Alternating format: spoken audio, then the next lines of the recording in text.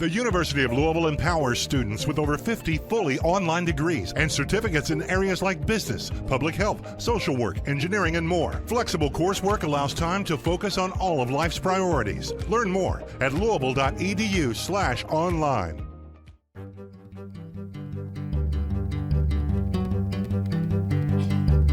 From the University of Central Florida's Center for Distributed Learning and the University of Louisville's Delphi Center for Teaching and Learning. I am Tom Cavanaugh. And I am Kelvin Thompson. And you are listening to Topcast, the teaching online podcast, or watching, as the case may be. Reading, yes. Interpreting through semaphore or smoke signals or, interpretive dance. However you are consuming this media, welcome. Welcome. Mm-hmm. I was thinking, I think it's interesting you always go for semaphore. I've noticed that before. Yeah, well, it's a fun word. Yeah, I always go for smoke signals. I go for those. I used them both this time. I know. guess. Yeah. Morse code, we didn't use that. Morse code, yeah. Jungle drums, yeah. Radar pings. Yeah, I can't. I was going to try to imitate a radar ping, but I don't think I can do it convincingly. Sonar pings, maybe it's yes, sonar. Yeah, something like that. Coffee bean grounds in the bottom of a coffee cup, interpreting those. Interpreting those, yeah. Almost like tea leaves or whatever. Yeah, I didn't know coffee was a thing, but yeah, sure. Okay. Sure. Let's do that. Let's do that. I think we have to drink the coffee first, right? I'm working on it. On it.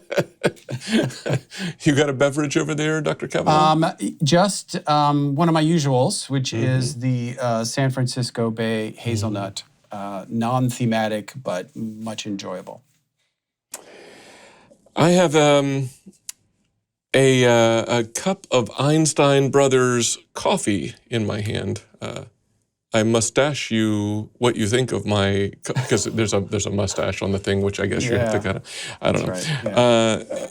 And I thought this one was kind of appropriate, the one I'm drinking for today's episode, because it's kind of a go-to dependable coffee, especially this time of year. I had we had some family travel some years ago. It was actually my first time in an Einstein Brothers bagel place. It was around this time of year, family trip, and I'm like, I was really struck by that.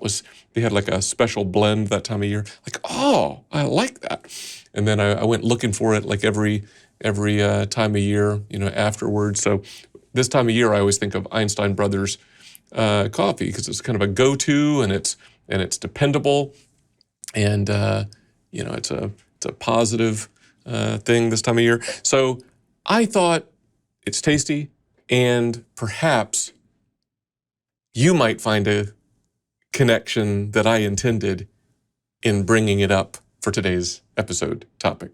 I think I do. Sometimes you'll leave me little breadcrumb hints in the show notes and things. Today you did not.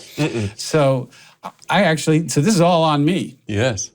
And I think it has something to do with this time of year, something you kind of look forward to and look for annually, and sometimes even enjoy.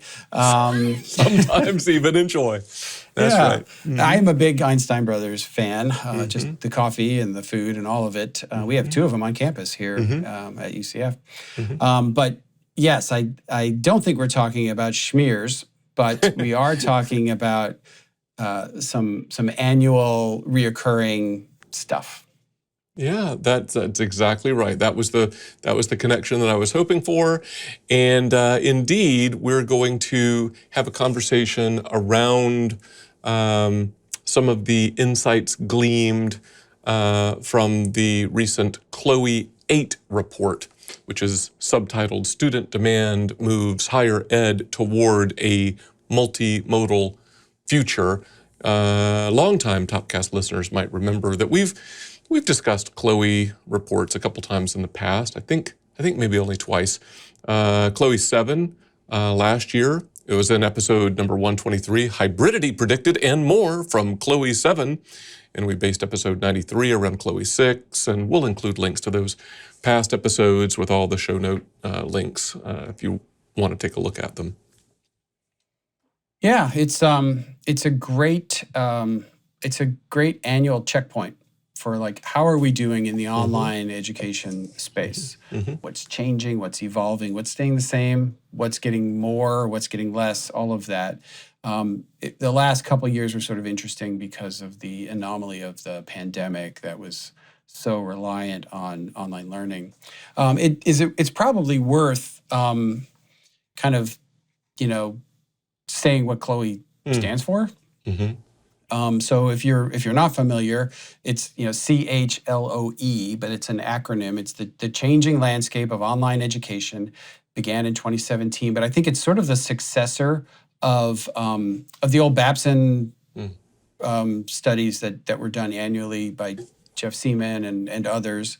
And I think it's sort of continued on the legacy of those annual updates that have always been so useful for us as we kind of look at our bigger landscape of online higher education. Yep, all that. I like looking at it.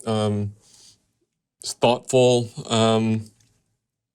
Summary of responses from chief online learning officers across the United States, so, numerical quantitative summaries, but thoughtful analysis of those summaries, I think is been really good, and it's helpful to kind of compare your experience with a more aggregated view from the horizon or on the horizon, that kind of thing. I think that's helpful. Yeah, and I've found them over the years kind of at least validating of our experience that's more local, but that others across the country are also kind of seeing the same things that we are seeing here on campus. You don't feel so weird. Maybe in some ways, like in some categories, I would say UCF is probably more so than some schools, particularly with things like hybridity and blended. And I think that we've been maybe on the edge of that, but we're seeing a lot of other schools experiencing that same thing, and so that's been interesting and reassuring in some ways. Yeah, I agree.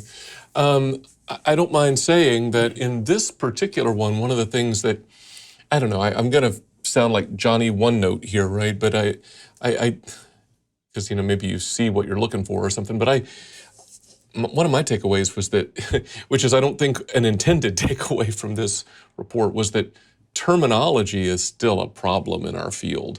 And so I'm not bashing the authors or editors of the Chloe report, but I think it's just representative of where we are, I think, right? For instance, terminology used in the Chloe 8 report, mixed mode instruction is defined as, quote, combining synchronous and asynchronous, unquote, presumably online. That was sort of left implied. Hybrid courses was defined as, quote, in-person and distance learning, unquote. Blended shows up not as a definition, but in like charts as like blended/hybrid, so like with hybrid programs, blended/hybrid programs with no definition given. But we're seeing, all these mutations in various publications and community forums where hybrid is used increasingly, I see, in ways that allude to pseudo high flex approaches that we've sometimes characterized as dual mode simulcasting of classroom experiences. So, for the casual reader, that might be a little confusing. There's some nuance there. So it just struck me. And then, of course, the term multimodal is right in the title of the report. And that seems to be the preferred term to signify an umbrella style of combining online, in-person, and various other modalities in institutional contexts, right? That's one of the big takeaways. Multimodal. There's a bunch of stuff going on, but then within that, mixed mode, asynchronous and synchronous, hybrid, in-person, and online. So that was interesting to me. Yeah, and you're right. I don't think those terms are used consistently, universally across every institution.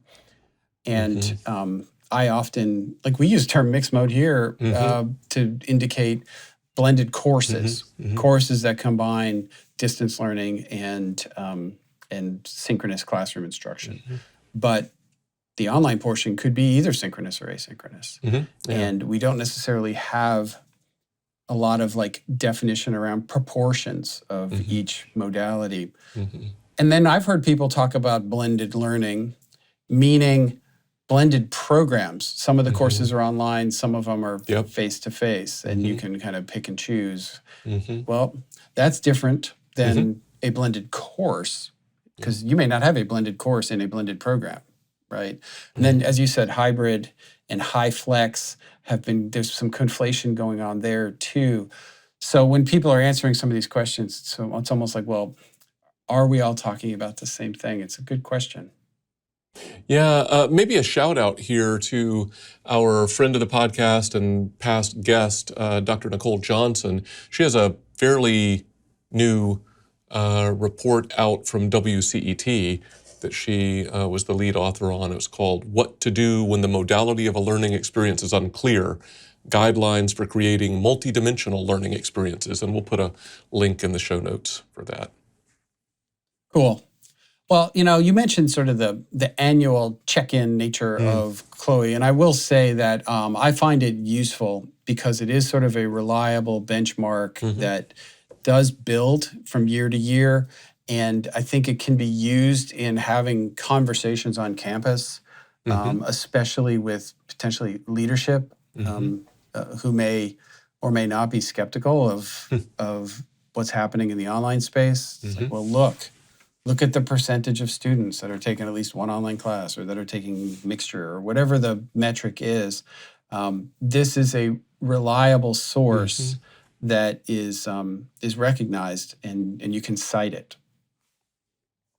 Yeah, I think that's exactly right. And speaking of some of those comparison data, kind of consistency from year to year, I think one of the things that stood out to me is that it was reported in Chloe 8 that two conversely positioned things. One, only 6% of the entire Chloe 8 sample indicated that at their institutions, the focus remains on serving an in-person student body and that they see no evidence of online demand among their own students. So 94% of respondents say that, multimodal. Yeah. I mean, it's true. Kind of looking at the summary, they even highlight some of that on the webpage, like at the Quality Matters webpage, for example. 57% of chief online officers report stagnant enrollment of face-to-face programs. 57%. And 24% actually report declining or sharply declining face-to-face numbers. So it's that's in that 94% that you just cited. Yeah. And I also thought maybe because of that, I thought it's got to be somewhat COVID era influenced, but a higher proportion of faculty, full-time and part-time, than ever before in past Chloe reports are, quote, prepared to develop and teach online and hybrid courses. Now, that's still not the majority of faculty at the institutions of the respondents, right? Less than a quarter of respondents said that the majority of their faculty are experienced in designing online courses, let alone formally prepared to do so. But still, that prepared is a higher proportion than has been seen in prior reports. So that's an indication of something. Yeah, definitely. Well, certainly a recognition that maybe not enough so, but a recognition of the importance of faculty preparation to teach online. I think a lot of people were colored by their experience in the pandemic, where people were just thrown in with no notice to teach these virtual classes, remote classes. I'm intentionally not saying online classes. Good for you. Um, and they struggled, right? Mm-hmm. Naturally, because Mm-hmm. who wouldn't under those circumstances? Mm-hmm. And notwithstanding all the other craziness that was happening at that time with public health and everything else. So the idea that, well, we ought to be intentional and deliberate and train and prepare our faculty and set them up for success, I think is a growing realization in a lot of places. Although I would like to see a number more than 25% of a majority of faculty being prepared, but it's going to take a while for people to kind of get that number up. Yeah, no, that's right. I didn't go back and compare this, but you correct me if you remember differently, but I don't recall faculty incentives being talked about a lot in prior CLOE reports, but in this one, in CLOE 8, there was a little bit of a zooming in on that, like what's the nature of faculty incentives for both online design and development and for teaching online. And financial incentives of some sort were the dominant incentive for development online, but, quote, remote work, unquote, or it was clarified, reduced campus presence was the dominant incentive for online teaching. There were other things as well, but those two things were the dominant ones. And I thought that was interesting. I just don't recall incentives being mentioned a whole lot before. I'd have to go back and look at them again. I don't recall it either, but it's possible. But certainly, I don't think it was underscored like this. Yeah. But I don't remember definitively enough to say one way or the other. Regardless, I think it's a reality now as this report is sort of discussing, and it's been a conversation I think we've had for years, not just within UCF during your time here, but also like with colleagues around the country about like, well, how do you get faculty to build online courses? And either you have them do it as part of their load as course prep, or you pay them to do it as extra work on top of what they already do. And it seems like that's a part of it. And then do you pay them for the faculty development, the training, or not? That's right. It seems to me that if you want them to do well, you need them to go through the training, and you may need that kind of an incentive to do that. That's exactly where my head went to, Tom, because my reading, maybe I misread, but my reading of the CLOE 8 report is these incentives were for the online design and development, not for the preparation. And I was thinking, maybe that's a non-typical approach, but you and I both know exactly what you just said, right? That the investment in some kind of formal preparation for effective online design and teaching is going to pay off. So you might as well invest and incentivize there rather than in some kind of this course development, that course development, because that doesn't scale. Right. Yeah. And just a little tangent away from the CLOE report for a second, but yeah, I would say you do one or the other. You either pay for faculty development or you pay for faculty to build courses. Yep. And I agree with you. I think the better investment is you pay for faculty development. Not only is it probably a better investment for the university because you're not paying for every course that gets developed, but it's better for the faculty because you're helping them you're investing in them and their knowledge and skills and everything else. And it just makes their lives maybe a little bit easier and makes their experience teaching online more successful and hopefully more enjoyable. But it's interesting. I won't throw anybody under the bus, but I had a conversation within the last week where we were talking a little bit about financial incentives, and there was sort of like a grudging acceptance that maybe in the short term that was okay, but really shouldn't professional development really be in the realm of every faculty member, and shouldn't they just do it? And I'm thinking, man, yeah, individual faculty have a lot on their plates already, right? And they've got scholarly commitments and professional development in their disciplines that don't necessarily lead them to, prioritizing what are probably scarce travel funds or or books or conference or course kind of funds to go do something on their own, right? Or their time, effort, and energy. So I think we grease the skids a little bit with financial incentives. Yeah. Yeah. It depends on how important it is for Yeah. you as an institution that That's you right. move a lot of bodies through training. Mm-hmm. If it's all voluntary, then you're going to get what you get. You're going to get what you get. That's exactly right. Should we talk a little bit about the data contained in the Chloe report? That's one of the more interesting things. I like the narrative too, but the data are always interesting to kind of look at. One of the things that was highlighted was about quality assurance, and in the notes here, you've highlighted that more than 50% of respondents in each category are not currently tracking various kinds of QA efforts. That's interesting. It was, yeah. I don't know. There's like 4 or 5 different types, and I think they aligned a little bit with things that were talked about last year. Some of that is, of course, standards-based practices and student services and whatnot. But yeah, I thought that was interesting as well. I mean, you want to look at the little graphs that show, how much is being done, but when you look at what's not being done, it's more than half of respondents.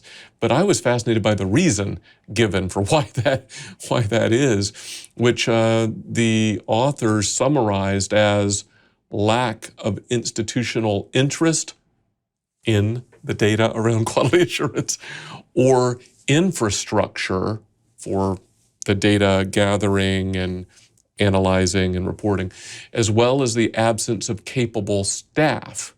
That's what were identified by the majority of respondents, the chief online learning officers, as the reason they don't track or report quality assurance related data, at least the ones that compare online and face-to-face. Yeah. I guess I relate a little bit just because, we operate at a certain scale, and it's really, it's almost impossible to put eyes on every section that gets produced, right? It's hundreds and hundreds of sections every semester. So there have to be other, it's not to say we don't, as you know, do quality assurance. We just do it in different ways and lean into formative quality assurance and spot checking and other kinds of things on the back end. But I get it. Although I do say I'm a little surprised, especially coming out of the pandemic, where there's been so much criticism of the quality of that remote learning experience that you would think people would be maybe overcorrecting for that a little bit by putting more emphasis on quality assurance.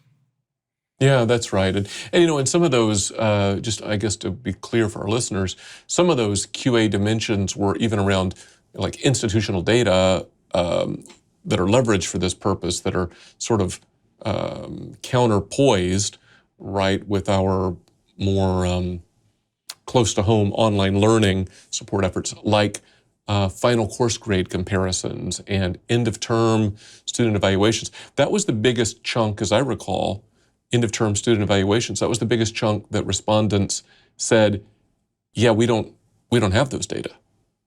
And that's new here in some institutions where it's more decentralized and more traditional, like here at my new institution. There's not a standard form across all academic units across the entire institution. Yeah. And then even if there was, the data stay in those academic units. They don't, so it's kind of harder to have that holistic view if you don't have a standard lexicon and if all the data aren't in one place. Well, I mean, a couple of other little data points. One is that, the one that is probably the headline most of the time is that online and hybrid enrollment's growing. And it grows pretty much every year. So online has grown 36% and hybrid 20% respectively, kind of year over year. It's a lot, and it continues to go up. And that 50% of chief online officers confirm that their current strategic plans and resource allocations support a greater emphasis on online and multimodal learning. So that's something that it seems like it's getting integrated more and more into institutional strategic plans, which was not always the case. Yeah. But many face resource constraints in doing so. And another 36% say that a reconsideration of strategic priorities is currently underway, presumably to include some of this stuff. I find that very encouraging. Yeah, I didn't dig into this, but I remember some of our comments last year about Chloe 7, and then the respondents, because we kind of clamped down on this a little bit, that it's, blended as the future now more than ever, kind of a message that the respondents last year said, and I think it's wrapped up in this multimodal construct of Chloe 8, but that most respondents last year said the mixture of in-person and online will continue to grow, and the respondents said that the exclusively in-person and the exclusively online in the not too distant future, I want to say they framed it as like 5 years or something like that, would not be, as prevalent as it is today. But clearly, as you just recounted, we're still seeing the growth in the online and in the hybrid blended space. Yeah, both. You mentioned respondents. Do you want to say anything about the response rate? We were talking about that kind of before we hit record. Yeah, I mean, I don't want to beat up on anybody, right? But I think there's a certain reality check. And I don't know why I never paid attention to this before, but I was I'll just say I was particularly struck this year by looking at the response rate of the Chloe 8 responses on what, the report's based upon, 6.7%, right? So that's, so we'll call that 7. So 93% of the folks contacted aren't represented here. Now, I like to think that the field is maybe more homogeneous than it isn't. But I mean, you have to ask, is something not being represented in the people you didn't hear from? Yeah, you don't know. Although I will say, just from a surface validity standpoint, the numbers feel right to me. At least the trends definitely feel right to me. I have a look. The response rate's going to be what it is. Surveys are always challenged by that. I have another little nitpick, which is their use of the acronym COO for Chief Online Officer.